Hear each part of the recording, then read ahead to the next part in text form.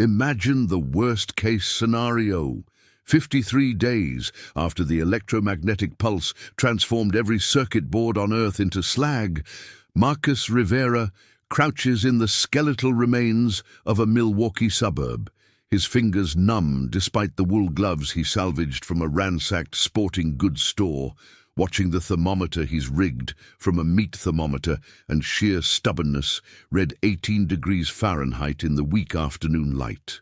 The nuclear plants that melted down in the chaos afterward have created an ash cloud that chokes the sky like a wool blanket soaked in darkness, dropping temperatures 20 degrees below normal for November, and the survivors huddled in the community center basement 3 blocks away have maybe 72 hours before their body heat alone won't keep them alive anymore. Marcus knows this with the certainty of a man who spent 12 years teaching Arctic survival to Marine Force Recon, who has seen what happens when people underestimate cold, who has held dying men and felt their warmth disappear into air that doesn't care about hope or prayers or good intentions. The community center houses 43 people, including 7 children under the age of 10, and their current shelter solution of huddling together with salvaged blankets will fail when the temperature drops below 15 degrees, which the ash-choked sky promises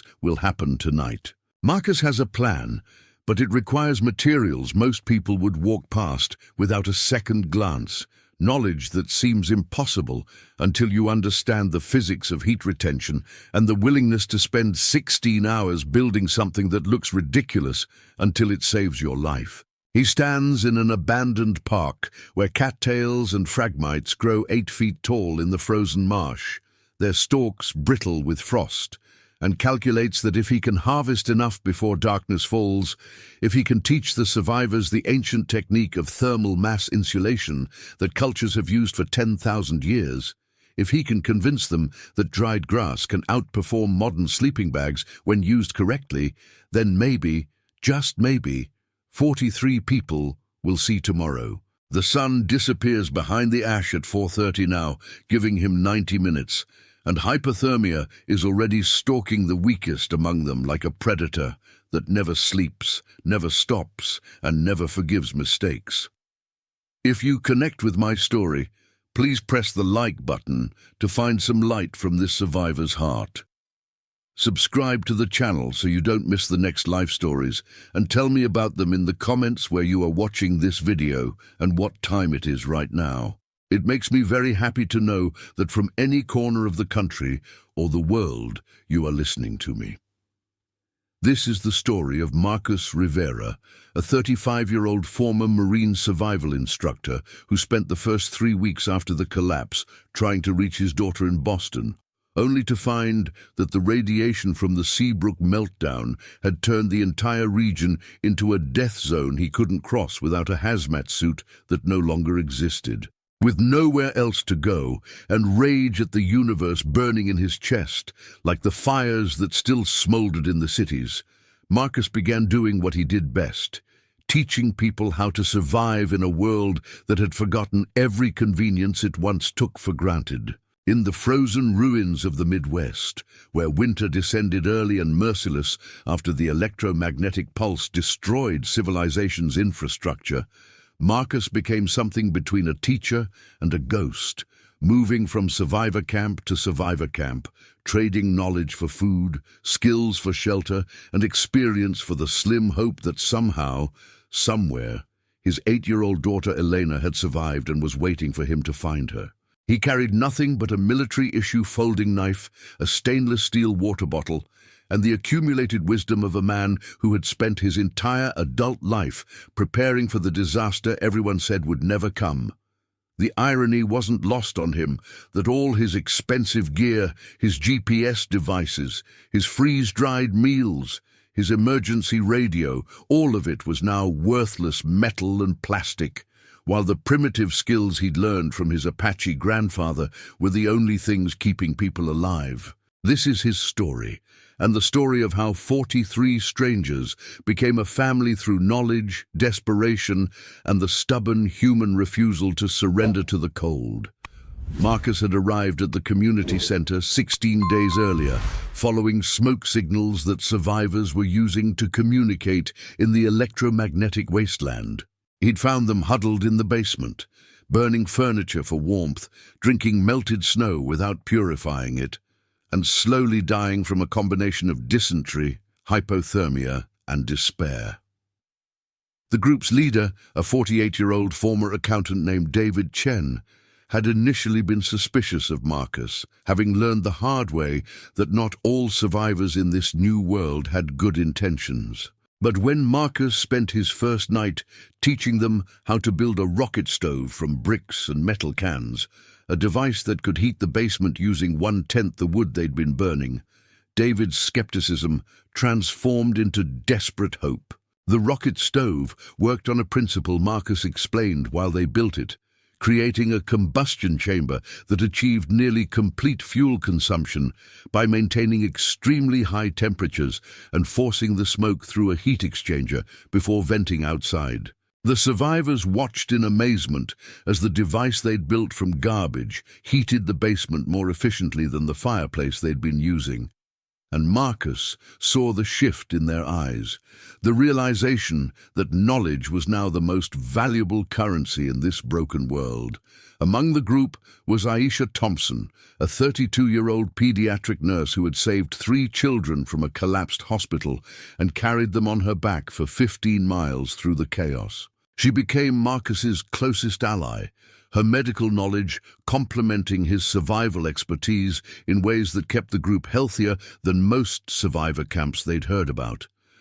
There was also James O'Connor, a 67-year-old Korean War veteran who had initially scoffed at Marcus's techniques until the rocket stove proved him wrong, and who now followed Marcus around, asking questions with the enthusiasm of a child. The 7 children ranged from 4-year-old twins named Michael and Maria Santos, who hadn't spoken since their parents died in the riots, to 13-year-old Jamal Washington, who absorbed every survival lesson like a sponge and had already become Marcus's apprentice. The group also included Wei Zhang, a software engineer who spent his days documenting everything Marcus taught in a handwritten journal, preserving knowledge for a future that might exist. Carmen Rodriguez, a former construction worker, had the physical strength to help Marcus with the heavy labor his lessons required. There was Dmitry Volkov, a Russian immigrant who contributed his grandfather's techniques for surviving Siberian winters. Sarah and Tom Mitchell, a couple in their 50s, had lost their adult children in the collapse and now channeled their grief into feeding the group with whatever foraged food they could find. Each person carried their own trauma, their own losses, their own reasons for continuing to fight when surrender would have been easier.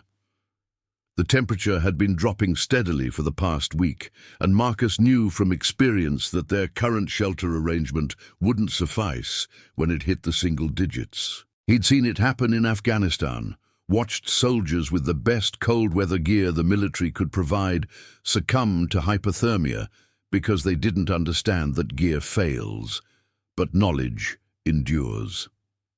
Standing in the frozen marsh that morning, Marcus examined the cattails with the critical eye of a man whose daughter's survival might someday depend on understanding exactly these principles. The stalks were perfect, dried to a golden brown by the frost, hollow inside, which meant they contained thousands of tiny air pockets, and available in quantities that most people would consider trash.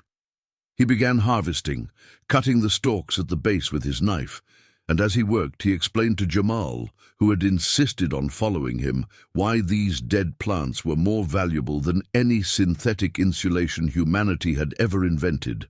The principle was simple but profound. Insulation doesn't create heat. It traps heat your body generates by preventing the 3 mechanisms of heat loss, conduction, convection, and radiation. Modern sleeping bags use down or synthetic fibers to create dead airspace, but those materials required factories, supply chains, and an intact civilization. Cattails and dried grass achieved the same effect through their natural structure, And unlike modern materials, they were renewable, free, and available even in the ruins of collapsed society. Marcus demonstrated by holding a single cattail stalk, showing Jamal how the hollow interior and fuzzy seed head created a barrier against heat transfer. When bundled together in sufficient quantity, these stalks could create an insulation layer equivalent to a high-end winter sleeping bag. But you needed significantly more material than intuition suggested. The rule Marcus had learned from his grandfather was simple. Gather what you think you need, then triple it. The human mind underestimates the volume of insulation required to combat serious cold because we're accustomed to the efficiency of modern materials compressed into thin layers. They spent 2 hours harvesting, working methodically through the marsh while the weak sun traced its abbreviated arc across the ash-darkened sky.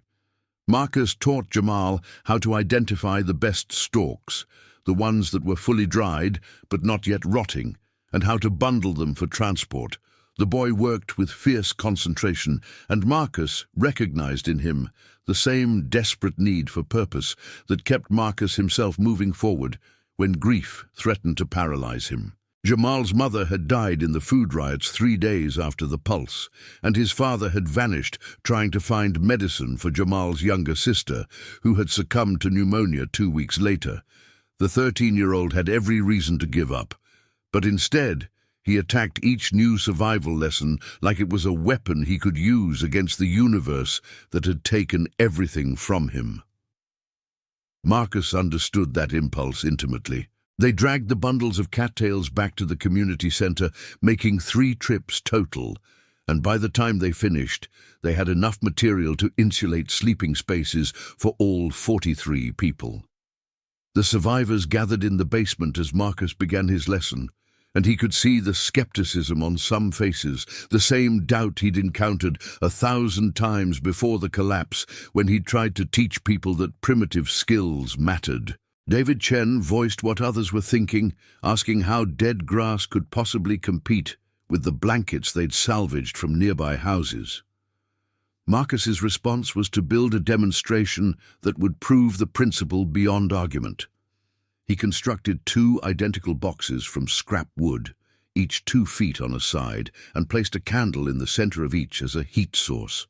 One box he left empty, except for 2 salvaged blankets lining the interior. The other he filled completely with cattail stalks, packing them densely until the box could hold no more, then buried a candle in the center with just enough airspace to burn.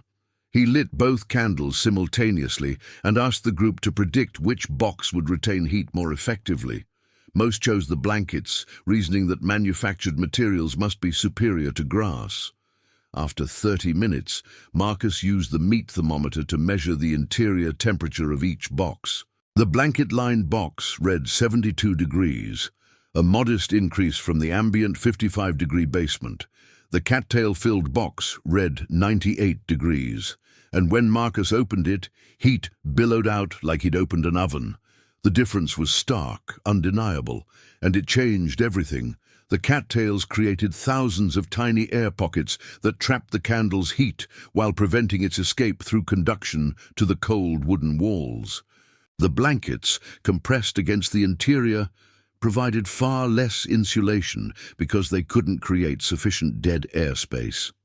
Carmen Rodriguez, the construction worker, immediately grasped the implications and asked how they could scale this up for 43 people. Marcus had been waiting for that question.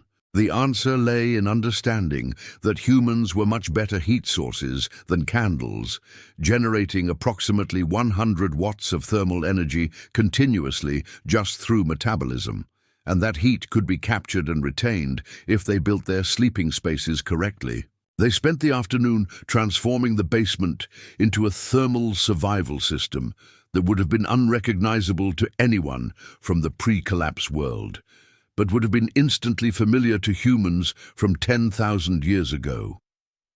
Marcus directed the construction of sleeping platforms 18 inches off the concrete floor using salvaged wood pallets because cold concrete would suck heat from their bodies through conduction at a rate that no amount of blankets could prevent. Heat rises, and sleeping on the floor in a basement was like sleeping on a block of ice that never stopped stealing your warmth. The platforms created an air gap that broke the thermal bridge between their bodies and the ground. Next, they built individual sleeping pods, each just large enough for 1 or 2 people, using more scrap wood to create frames that they then packed completely with cattail stalks, leaving only a small opening to crawl through. The principle was the same as the demonstration box: create a small, heavily insulated space that would trap body heat and prevent its escape. Each pod used approximately 3 full garbage bags of dried cattail material, and Marcus was religious about packing them densely, explaining that gaps in the insulation were thermal highways that would let heat escape. The survivors worked with increasing enthusiasm as they understood what they were building, and Marcus saw the fear in their eyes transform into something that looked like hope. Aisha Thompson watched him work with an expression he couldn't quite read, and when he paused to drink water from his steel bottle, she asked him the question he'd been dreading. Where had he learned all this, and why had he been traveling alone when he clearly had people who needed him? Marcus's hands tightened on the water bottle, and for a moment the basement disappeared, and he was back on that highway outside Boston, staring at the roadblock and the radiation warning signs, knowing Eleanor was somewhere beyond them, and that he couldn't reach her. He told Aisha the truth because she deserved it, because everyone in this basement deserved to know who was teaching them to survive. His daughter Elena was 8 years old, loved horses and hated broccoli, and had been visiting her grandparents in Boston when the pulse hit. Marcus had been in San Diego teaching a corporate survival course, one of the ironic consultant gigs he'd taken to pay for Elena's riding lessons after the divorce. The pulse had caught him 800 miles from his daughter, and he'd started walking the next day. He'd made it to Utah before the radiation from the coastal plant meltdowns made the news through the survivor grapevine, made it to Iowa before he understood that the entire eastern seaboard was now a hot zone that would kill him in days if he entered it. He'd found a survivor camp with a ham radio operator who still had a battery-powered receiver, and they'd spent 3 days scanning frequencies, hoping for news from Boston. What they'd heard instead were evacuation orders that had gone unheeded because there was nowhere to evacuate to. Casualty estimates that made Marcus's vision blur, and eventually, silence.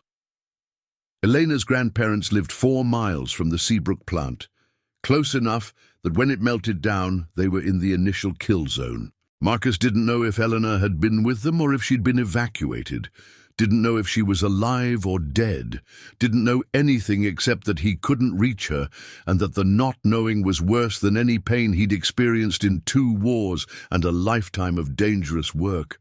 So he'd made a choice, the only choice he could make that didn't end with him eating his pistol in some frozen field. He would teach people to survive, and he would keep teaching until either the radiation cleared and he could go find Elena, or until he dropped dead from exhaustion, whichever came first. Every person he saved was a prayer that someone, somewhere, was saving his daughter. Every skill he shared was a message to the universe that he refused to accept that she was gone until he saw proof with his own eyes. The basement fell silent after he finished speaking, and Marcus returned to packing cattails into sleeping pods with hands that shook slightly. It was Jamal who broke the silence, moving to Marcus's side and working without speaking, and gradually the others joined in. By nightfall, they had transformed the basement into a thermal shelter that looked primitive but embodied principles of heat retention that most modern people had forgotten. Each sleeping pod was a cocoon of insulation, a personal microclimate that would capture body heat and keep its occupant alive, even as the temperature outside dropped into the single digits. Marcus had them test the pods before sleeping in them, crawling inside with candles, to verify there were no gaps in the insulation, no thermal bridges where heat could escape. The survivors emerged from the test with wonder on their faces, amazed at how warm the small spaces became, with nothing but their body heat and several inches of dried grass.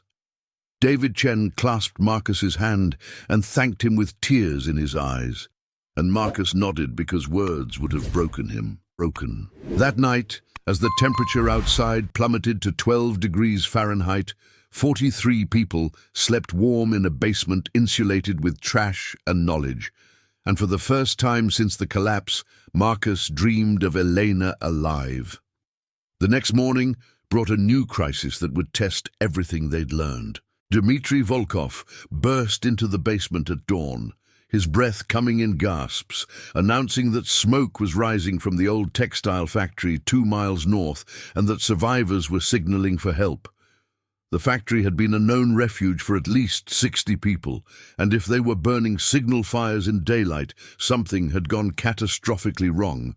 Marcus was moving before Dmitry finished speaking, pulling on his jacket and checking his knife, his mind already running through scenarios. Fire in a survivor camp usually meant one of 3 things: warfare over resources, accidental conflagration from improvised heating, or a deliberate signal that medical help was needed. The distance and the cold meant they needed to move fast, but also prepare for what they might find. He called for volunteers and got 8, including Aisha with her medical supplies, Carmen with her strength, and Jamal, who Marcus tried to refuse, but who looked at him with eyes that said he'd follow anyway, so Marcus might as well bring him officially. They assembled what gear they had, precious little in a world where every useful item had been scavenged a dozen times over. Marcus led them through the frozen streets, moving quickly but cautiously, because the collapse had taught everyone that danger could wear any face, and desperation made people capable of terrible things. The 2-mile journey took 40 minutes through snow and rubble, and as they approached the factory, the smell of smoke became overwhelming. But it wasn't the acrid smoke of burning building materials. It was wood smoke, massive quantities of it, and when they crested the final hill and saw the factory grounds, Marcus understood immediately what had happened and felt his stomach drop. The survivors had tried to heat the factory by building enormous fires directly on the concrete floor, not understanding that thermal shock would cause the concrete to crack, and that burning in an enclosed space without proper ventilation would fill the building with carbon monoxide. The result was catastrophic.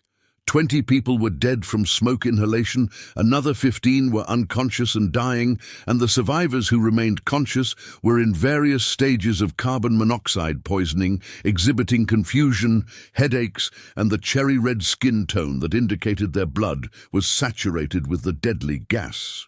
The factory's leader, a woman named Patricia Goldstein, who had been a chemical engineer before the collapse, greeted Marcus with the hollow-eyed desperation of someone who had watched 20 people die because she didn't know enough to save them. Marcus immediately began organizing triage, while Aisha assessed the injured. The most critical victims needed fresh air and oxygen, but oxygen tanks didn't exist anymore, so they needed to be moved outside and kept warm while their bodies slowly cleared the carbon monoxide naturally, a process that could take hours and might kill them anyway. Marcus called Jamal to his side and taught him the emergency principle for carbon monoxide poisoning. Fresh air, warmth, and time were the only treatments available now. They carried the unconscious survivors outside, placing them on improvised stretchers made from doors ripped off hinges, and Marcus directed the factory survivors to build proper rocket stoves immediately, explaining with brutal honesty that their ignorance had killed their friends, and would kill more if they didn't learn right now. While Aisha worked to save the poisoned victims, Marcus conducted an emergency masterclass in safe indoor heating that he knew would spread through the survivor network and potentially save thousands of lives. He explained that combustion requires 3 things: fuel, oxygen, and heat, and that incomplete combustion produces carbon monoxide, a colorless, odorless gas that binds to hemoglobin 300 times more effectively than oxygen, essentially suffocating victims at the cellular level. Modern heating systems prevented this through proper ventilation and combustion efficiency, but those systems were gone, which meant survivors had to understand the principles or die. The rocket stove design he'd taught the community center group worked because it achieved nearly complete combustion through high temperatures and proper airflow geometry, but more importantly, it vented exhaust outside through a chimney made from metal pipes or stacked cans. Building a fire inside without ventilation was suicide, and building it on concrete without insulation was both inefficient and dangerous. He had them build 3 rocket stoves in the next 2 hours, using bricks, metal cans, and salvaged pipe. And he was merciless in his teaching, making them repeat the principles until they could explain why each element mattered. The L-shaped combustion chamber created a draft that pulled air through the fuel horizontally, then forced hot gases up through a vertical chimney, creating complete combustion and extreme efficiency. The insulated combustion chamber maintained the high temperatures necessary for complete fuel burning. The exhaust vented safely outside, preventing carbon monoxide accumulation. Patricia Goldstein absorbed every word with the intensity of someone who would never forgive herself for the deaths that ignorance had caused. And Marcus recognized in her the same guilt that haunted his own nights when he thought about Elena and whether she was alone and scared somewhere. By mid-afternoon, 3 of the 15 critical victims had died despite Aisha's efforts, but 12 were stabilizing, their breathing improving as their bodies cleared the poison. The factory survivors had working rocket stoves that would heat their space safely, and Marcus had trained 5 of them to build more and teach others. It wasn't enough, would never be enough to undo the 20 deaths, but it was knowledge that would spread and save future lives. Before they left, Patricia pulled Marcus aside and told him something that changed his understanding of the post-collapse world. She'd been a chemical engineer at a pharmaceutical company, and she knew how to synthesize basic medications from available precursors if she had the right equipment and materials. Antibiotics, painkillers, insulin, all of it was theoretically possible to manufacture in primitive conditions if someone understood the chemistry and had access to the necessary components. The problem was that the knowledge was useless without a network to share it, and isolated survivor camps were reinventing the wheel while dying from diseases that were preventable with pre-collapse medicine. She proposed something that Marcus had been thinking about but hadn't dared hope was possible: a survivor university, a place where people like her and him could teach anyone who wanted to learn, preserving and spreading knowledge that could rebuild civilization from the ashes. The location she suggested was the Milwaukee campus, abandoned but structurally sound, with the geography to defend and the space to house hundreds of students. Marcus felt something stir in his chest that he'd thought was dead, the sense that maybe, just maybe, there was a purpose larger than his individual grief. He promised Patricia he'd think about it and spread the word as he traveled. The journey back to the community center took place in twilight, the ash-choked sky turning the world into shades of gray and black, and Marcus walked in silence while his mind churned through possibilities. Jamal walked beside him, and the boy asked the question that Marcus had been avoiding. What happened when they ran out of things to teach, when everyone knew how to build rocket stoves and insulate sleeping spaces and purify water? Marcus's answer was honest, because Jamal deserved honesty. The skills he was teaching weren't enough to sustain civilization. They were stopgaps, ways to keep people alive through the immediate crisis. Real survival, long-term survival, required rebuilding agriculture, industry, medicine, all the complex systems that humanity had developed over millennia. That required more than one man traveling camp to camp.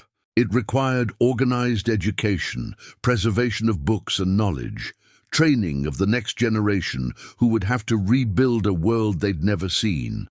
Patricia's Survivor University idea wasn't just idealistic dreaming. It was potentially the difference between humanity descending into permanent dark ages and eventually rebuilding something resembling civilization. But it would also require Marcus to stop moving, to stay in one place, to give up the search for Elena that drove him forward. The choice felt impossible. Save thousands through teaching or continue the probably futile search for his daughter. Jamal listened quietly, then spoke with the clarity that children sometimes possess.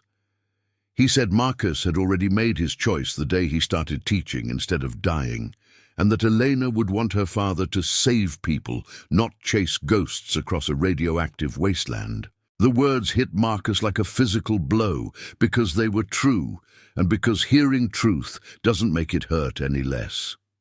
They reached the community center after full dark, and Marcus found the basement transformed by more than just insulation. David Chen had organized the survivors into work teams, implementing systems that Marcus had only suggested. One team was focused on water purification, having built a series of sand and charcoal filters that removed particulates and bacteria from melted snow. Another team was preserving food through smoking and salt curing, techniques Marcus had mentioned in passing, but which Carmen and Wei had researched in salvaged library books and implemented. A third team, led by the Mitchell couple, was mapping the surrounding area for resources, cataloging everything from edible plants to useful materials. The community center was becoming a functioning micro-society, and Marcus realized with a start that he'd inadvertently created a template for survival that could be replicated. That night, he called a meeting and presented Patricia's proposal. The response was immediate and overwhelming. 30 of the 43 wanted to join, seeing in the university idea the same purpose that Marcus was grappling with. David Chen volunteered to lead the migration, which would be dangerous in the extreme cold, but possible if they prepared correctly. Marcus spent the next 3 days teaching them everything he could, compressed knowledge dumps that left him hoarse and exhausted, but which might make the difference between life and death on the journey. He taught them to build solar stills for water purification, simple devices using clear plastic and containers that would let the sun evaporate and condense water, removing impurities through distillation. The principle was elegant. Sunlight heats water, creating vapor that rises and condenses on a cooler surface, then drips into a collection container. Building one required only a container, plastic sheeting, and a weight to create a cone shape that would direct condensation to a central point. He taught them to identify and process cattail roots, which were edible and starchy, providing calories when other food sources failed. The roots grew underwater in the same marshes where he'd harvested insulation material, and extracting them required wading into freezing water, but each root contained significant nutritional value and could be roasted or dried into flour. Jamal became expert at finding them, his young eyes sharp for the telltale stalks that indicated roots below. Marcus demonstrated processing, washing the roots thoroughly to remove mud, peeling the outer layer, then roasting the starchy core over fire. The taste was bland but nutritious, and in a world where calories were the difference between survival and starvation, bland was irrelevant. He taught them to make char cloth, a fire-starting material created by heating cotton fabric in a sealed metal container until it carbonized. The resulting black cloth would catch a spark from flint and steel and smolder, providing a way to start fires even in wet conditions. The process required careful temperature control and timing, and Marcus had them practice until they could produce consistent results. Fire wasn't just warmth, it was water purification, food cooking, metal working, social cohesion, and psychological comfort in a world gone dark. Mastering fire starting was mastering survival itself. The night before the group was scheduled to leave for Milwaukee, Marcus made a decision that surprised even himself. He would go with them, at least initially, to help establish the Survivor University and train the first generation of instructors. It wasn't surrender, it was strategy. Teaching 100 people to teach others would multiply his impact exponentially, potentially saving tens of thousands rather than the hundreds he could reach traveling alone. And if Elena was alive, if she'd survived somehow, then having a fixed location where survivors gathered and shared information made more sense than wandering randomly through a radioactive wasteland. The community center survivors celebrated his decision with a feast of smoked rabbit and cattail root, and Marcus allowed himself to feel something approximating happiness for the first time since the collapse. Aisha sat beside him during the meal, and they talked about the future in a way that acknowledged how fragile it was, but also how possible. She told him about her children, both killed in the hospital collapse, and how teaching basic medicine to survivors was the only thing that gave her days meaning. They shared grief like people sharing warmth in winter, drawing comfort from the acknowledgement that they weren't alone in their pain. The migration to Milwaukee began on a morning when the thermometer read 8 degrees, and the sky was the color of old bruises. 33 people, including Marcus, Aisha, David, Carmen, Wei, Jamal, Dimitri, and the others who had become a functioning community, set out with everything they owned, carried on their backs or dragged on improvised sleds. They moved slowly, cautiously, through suburbs that were silent except for the wind and the occasional sound of other survivors. Marcus had planned the route to pass near potential resource caches and survivor camps where they might trade knowledge for supplies. The 16-mile journey to campus would take 3 days in these conditions, with overnight shelters built using the techniques Marcus had taught. The first day passed without incident, and they built thermal shelters in an abandoned elementary school, using cattails they'd brought and techniques now familiar to everyone. The space was adequate, the insulation effective, and they slept warm despite temperatures dropping to 4 degrees. The second day brought their first real test when they encountered another survivor group led by a man named Thomas Sterling, a former police officer who had 20 people under his protection and a philosophy that clashed directly with Marcus's approach. Sterling's group was organized like a military unit with strict hierarchy and control, and his response to Marcus's offer to teach survival techniques was rejection born from pride. Sterling believed strength and discipline were the keys to survival, not knowledge sharing and cooperation, and he made clear that his group didn't need charity from wandering teachers. Marcus recognized the attitude immediately, the same territorial machismo that got Marines killed in training exercises when they refused to listen to instructors who knew better. He'd have walked away, except that Sterling's group included children who were obviously malnourished and a teenager with an infected wound that was going to kill him without proper treatment. Aisha saw it too, and her medical ethics wouldn't let her abandon the kid, even if his leader was an arrogant fool. The confrontation that followed tested Marcus's patience and communication skills in ways that physical survival never had. Sterling saw medical treatment as leverage, demanding supplies in exchange for allowing Aisha to work. Marcus's response was calm but firm. Knowledge was free, medical care was free, and if Sterling wanted to condemn a teenager to death because of pride, that was his choice. But Marcus would make sure everyone in Sterling's group knew what decision their leader had made. The threat of undermining Sterling's authority did what appeals to compassion hadn't, and he grudgingly allowed Aisha to treat the infected wound. While she worked, cleaning the abscess and teaching Sterling's people how to prevent infection using boiled water and clean bandages, Marcus conducted an impromptu lesson on water purification for the children and anyone else who would listen. He demonstrated the SODIS method, solar water disinfection, which used clear plastic bottles filled with water and placed in sunlight for 6 hours to kill bacteria and viruses through UV radiation and heat. The method was free, simple, and effective, requiring only sunlight and clear containers. The children absorbed the information eagerly, and Marcus saw some of Sterling's people paying attention despite their leader's disapproval. The incident crystallized something Marcus had been thinking about.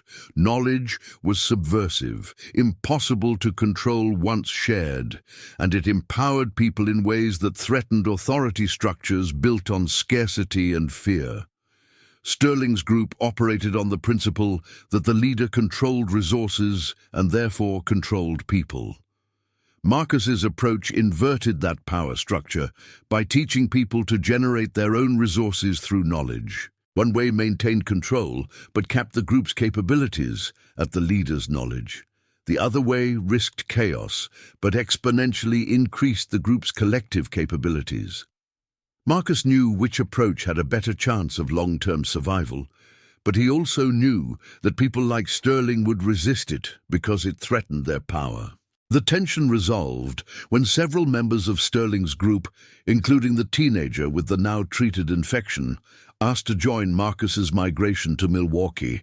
Sterling exploded in rage, but his people defected anyway, voting with their feet for an approach that respected their autonomy and invested in their capabilities.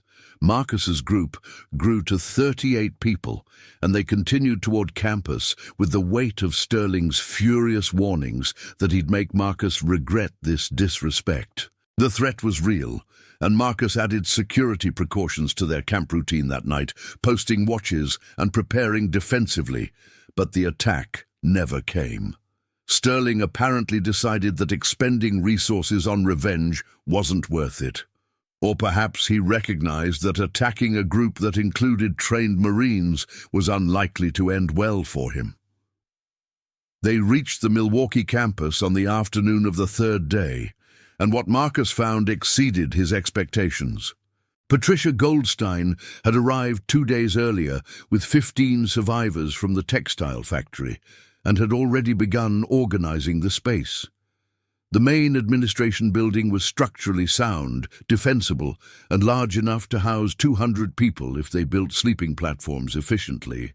The campus had access to Lake Michigan for water, though it would require extensive purification, and the surrounding area had enough vegetation for insulation materials and forage.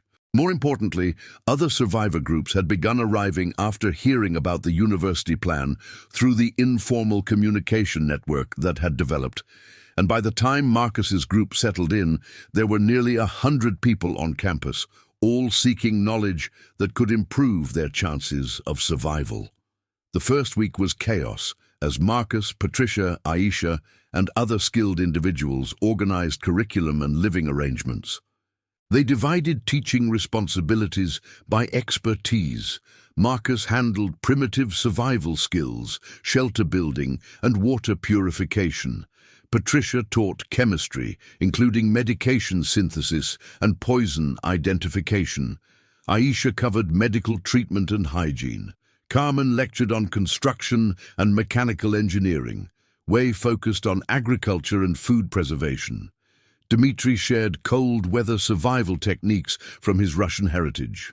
Each instructor also trained apprentices who could teach others, multiplying knowledge exponentially. Classes were held constantly, with students rotating through different subjects based on urgency and aptitude. The most critical skills, fire starting, water purification, and shelter building, were taught first to everyone. More specialized knowledge, medication synthesis, metalworking, advanced agriculture, was reserved for those who showed aptitude and commitment.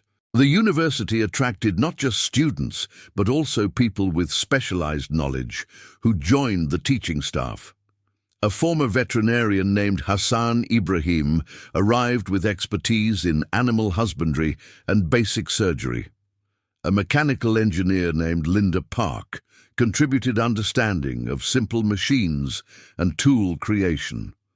A botanist named James Wright brought encyclopedic knowledge of edible and medicinal plants. Most valuable of all was a retired chemistry professor named Ruth Goldberg, who had the theoretical knowledge to guide Patricia's practical experience in medication synthesis. Together, they began the painstaking work of recreating penicillin from bread mold cultures, a project that would take months, but which could save countless lives from bacterial infections that were now death sentences. The university developed a culture that Marcus found both inspiring and exhausting. Students were hungry for knowledge in a literal sense, understanding that what they learned might determine whether they lived or died. Classes were intense, focused, and practical. Theory mattered only insofar as it enabled practice. No one cared about abstraction. They wanted to know how to purify water, not the chemical composition of bacteria. They wanted to know which plants were edible, not the Latin taxonomy. Marcus adapted his teaching style accordingly, focusing relentlessly on practical demonstrations and hands-on practice. His classes became legendary for their intensity, with students spending hours building shelters, starting fires, and purifying water until the techniques became muscle memory.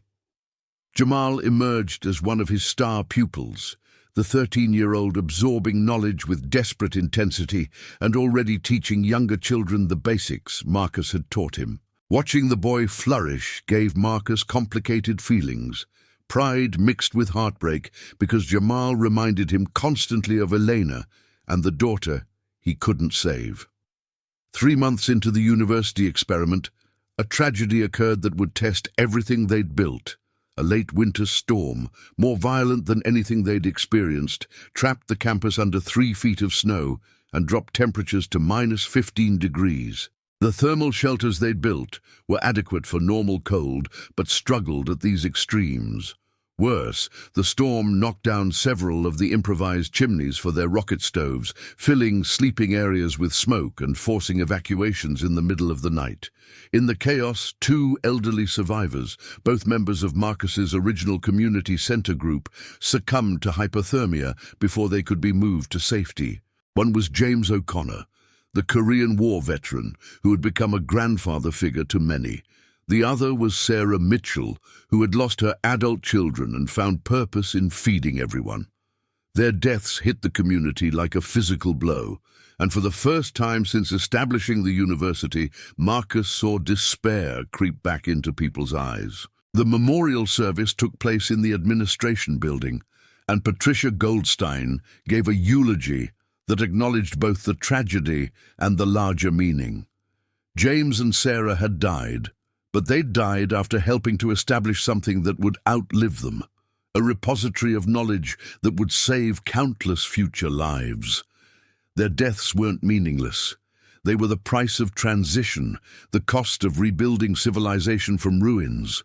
It was Marcus who spoke last, and what he said came from a place of raw honesty he rarely allowed himself.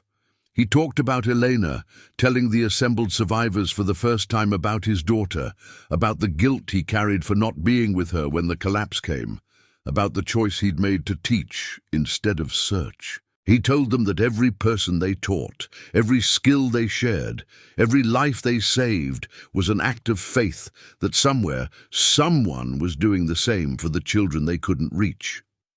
The memorial service became a recommitment ceremony, with survivors pledging to honor James and Sarah by continuing to learn, continuing to teach, continuing to build a future that acknowledged death, but refused to surrender to it.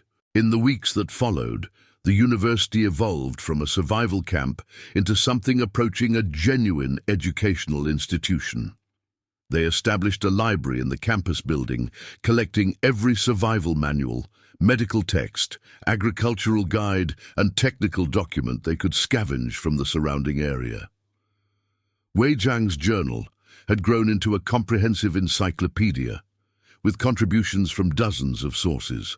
They created a formal curriculum with progressive levels, basic survival for all, intermediate skills for those showing aptitude, advanced specialization for future instructors. They developed a graduation system where students who mastered core competencies received certification not for prestige, but as a signal to other survivor communities that this person possessed genuine expertise.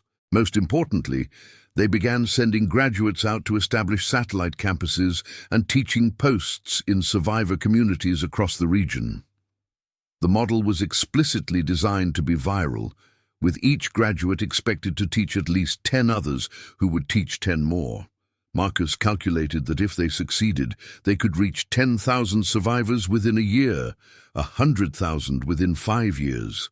It was ambitious to the point of fantasy, but the alternative was watching humanity regress into barbarism. As spring approached and temperatures climbed above freezing for the first time in months, the snow began to melt, and with it, the isolation that had trapped them through winter. Survivor groups began arriving from farther away, including a group of 60 people from Chicago who had walked 100 miles to reach the university after hearing rumors of a place where knowledge was free. Among them was a woman whose presence made Marcus's heart stop. She wasn't Elena, was nothing like Elena, but she was a mother who had walked 100 miles carrying 2 children because she'd heard there was a place that could teach her how to keep them alive, and the look in her eyes was a mirror of every fear and desperate hope that Marcus imagined in his daughter. Her name was Keisha Brown, and she had lost her husband to an infected cut that wouldn't have been fatal with antibiotics. She had decided that never again would her children die from treatable conditions if she had any power to prevent it, which meant learning medicine, agriculture, construction, whatever skills would give her family a chance. Marcus interviewed her personally as part of the university's intake process, and afterward he found himself sitting alone in his quarters, hands shaking, understanding finally what he'd been avoiding for 6 months. Elena was either alive and surviving without him, in which case she needed him to build a world worth surviving into, or she was dead, in which case she needed him to ensure that other children had better chances. Either way, the answer was the same: teach, build, preserve, continue. The search he'd been on since the collapse wasn't geographic, it was purpose, meaning, a reason to continue when grief made each breath hurt. He'd found that purpose in the university, in students like Jamal who were learning to survive, in mothers like Keisha who would do anything to protect their children. That night, Marcus wrote Elena a letter he'd never send, telling her everything he'd learned since the collapse, explaining why he'd stopped searching, asking forgiveness for choosing to save thousands instead of continuing a probably futile hunt for one. He burned the letter after finishing, watching the paper curl and blacken in the rocket stove, and felt something in his chest release that had been clenched tight since the day the pulse hit. The university's influence spread faster than even Marcus had dared hope. By the time summer arrived, they had trained and deployed 300 graduates who were teaching in survivor communities across the Midwest. Reports came back regularly. Stories of lives saved by water purification knowledge, communities protected by proper shelter, diseases prevented by basic hygiene. The survivor network was becoming less a collection of desperate islands and more an interconnected web of communities sharing knowledge and resources. Trade routes were being re-established, not for money but for goods and information. A community with excess preserved food might trade for medical supplies synthesized at the university. A group with skilled metalworkers might exchange tools for agricultural seeds. The economy was primitive but functional, and more importantly, it was based on cooperation rather than competition. Not every interaction was positive. Sterling's group remained hostile and had apparently allied with other authoritarian survivor communities, creating a loose coalition opposed to the university's philosophy. There were skirmishes, raids on satellite campuses, attempts to kidnap instructors or steal resources. Marcus found himself spending more time on security and diplomacy than teaching, a role he neither wanted nor felt qualified for.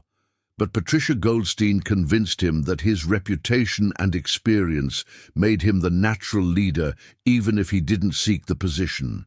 The University Council, a democratic body representing all major survivor groups affiliated with the campus, formally elected him as director, a title he accepted with reluctance and a speech emphasizing that knowledge, not authority, was the source of their success.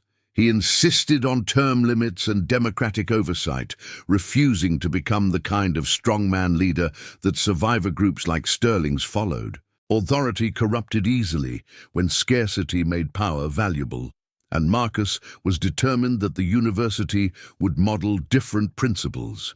The first major crisis of his directorship came 6 months after the university's founding, when a delegation from Sterling's coalition arrived, demanding that the university limit its teaching to affiliated communities and stop, as they termed it, destabilizing established survivor groups by empowering individuals to question authority. The demand was phrased as negotiation, but delivered as ultimatum, backed by the implicit threat that Sterling commanded 300 armed survivors and could take what he wanted if cooperation failed. Marcus's response was public, delivered before an assembly of all university residents and instructors, so that Sterling's delegation could see they weren't negotiating with one man, but with a community. He explained that knowledge was not a commodity to be hoarded or controlled, that teaching was not negotiable regardless of threats, and that any community whose stability required keeping people ignorant was a community that deserved to collapse. He offered to teach Sterling's people without condition, to welcome them to campus regardless of their leader's hostility, and to continue doing so even if Sterling chose warfare. The gamble was that most of Sterling's followers were decent people trapped by lack of alternatives, and that demonstrating a better option would undermine Sterling's authority more effectively than violence. The delegation left without agreement, but also without attacking, and in the weeks that followed, individuals began defecting from Sterling's group to the university, drawn by the promise of empowerment over subjugation. Sterling's coalition fractured as its members realized that controlling resources was less valuable than controlling knowledge, and knowledge was impossible to monopolize once shared. The crisis resolved through attrition rather than conflict, and Marcus counted it as a victory for the principles the university represented, even as he recognized that not everyone would surrender power so easily.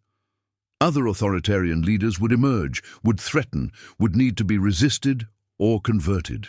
The struggle between cooperation and domination was as old as humanity and wouldn't end simply because civilization had collapsed. By the time the first anniversary of the collapse arrived, the Survivor University had trained over 1,000 students, established 20 satellite campuses, and created a knowledge-sharing network that covered 3 states. The success exceeded every projection, and more importantly, it was replicable. Other survivor communities were creating their own universities, using the model Marcus and Patricia had developed. The Survivor Network was evolving from simple subsistence to the early stages of rebuilding civilization, and Marcus allowed himself to believe, for the first time since the Pulse, that humanity might actually make it. The anniversary memorial was a solemn affair, marking the day that billions had died and the world had changed forever. Marcus gave no speech, feeling he'd said everything that mattered, but he stood with the assembled survivors as they read names of those who had been lost. Thousands of names called out in the wind, acknowledgments that these people had existed and mattered. When someone read Elena Rivera's name, Marcus felt his knees weaken but remained standing because that's what survivors did. Aisha stood beside him, her hand finding his, and they mourned together for daughters and sons and partners and parents and everyone who would never see what humanity built from the ruins. The memorial ended with silence, a full minute where no one spoke and everyone remembered, and then gradually life resumed.